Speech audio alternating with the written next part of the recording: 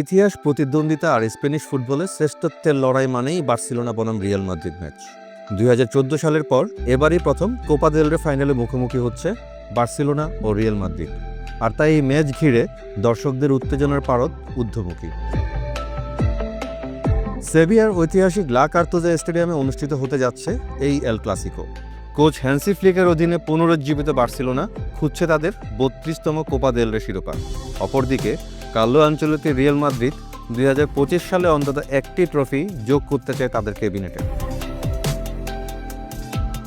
একটা সময় বার্সেলোনা মানেই মাঠের ফলাফলে ছিল নির্মম, ধারাবাহিকভাবে জয়ী, ব্যর্থতায় প্রতিরোধী একটি দল।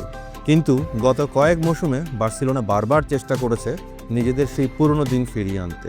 তাদের সেই চেষ্টা সফল হয়নি নানা কারণে। তবে কোচ হ্যান্সি ফ্লিক এসে বদলে দিয়েছেন সেই বার্সেলোনাকে।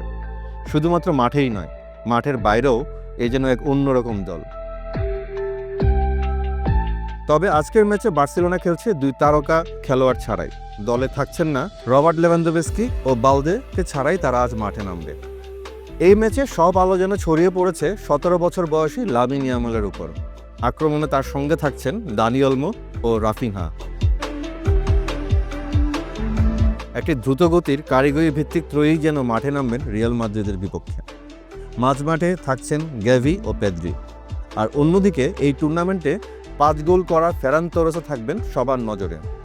তবে গোলবারে কে থাকছেন তা নিয়ে ভক্তদের মাঝে চলছে নানা রকমের আলোচনা।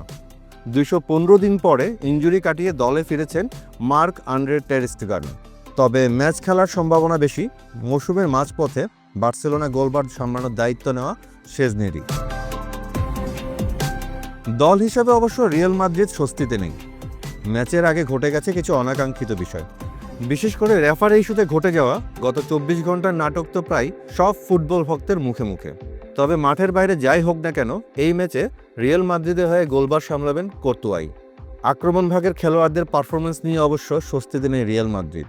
আর তাই ভক্তদের আশা ভিনিসিয়াস, এমবাপ্পেরা যেন ফর্মে ফিরে আসে। এই ম্যাচে অবশ্য নজরে রাখতে হবে ব্রাজিলিয়ান ওয়ান্ডারকিড এনরিকেও, কারণ এই তরুণ ব্রাজিলিয়ান ইতিমধ্যেই এই টুর্নামেন্টে 5টি গোল করেছেন। এই মৌসুমে বার্সেলোনার বিপক্ষে আগের 2টি ম্যাচে রিয়াল মাদ্রিদ হেরেছে লজ্জাজনকভাবে। একটির ফলাফল ছিল 4-0 এবং আরেকটির ফলাফল ছিল 5-2 গোলের ব্যবধান। আর তাই লা কার্তুজা স্টেডিয়ামের এই ফাইনাল শুধুমাত্র একটি ম্যাচ নয়, বরং রিয়াল মাদ্রিদের মুখ রক্ষার ম্যাচও। 70,000-এর বেশি দর্শক থাকবে সরাসরি গ্যালারিতে, আর বিশ্বজুড়ে থাকবে লাখ লাখ চোখ। এটি কেবল একটি ম্যাচ নয়, বরং এটি একটি বার্তা।